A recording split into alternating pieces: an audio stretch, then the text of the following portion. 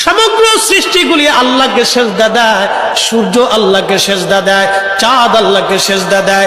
নবী বলেন, সাহাবীরা তোমরা কি জানো সূর্য কোথায় যে ডুবে যায়? সাহাবীরা বলেন, আল্লাহু রাসূলু আলাম, আল্লাহ জানে এবং নবী ভালো জানে।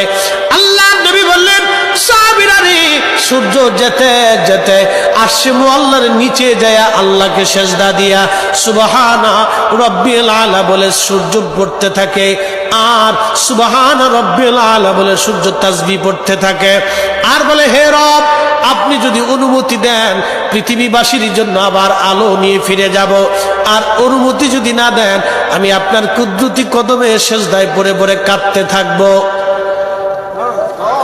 আল্লাহ নবী বললেন, সূর্য থেকে আমার রব অনুমতি দেওয়ার কারণে সকালবেলা তোমরা সূর্যের আলো পাও, কিয়ামতের পূর্ব সময় অনুমতি দেবে না, দেবে না, দেবে না।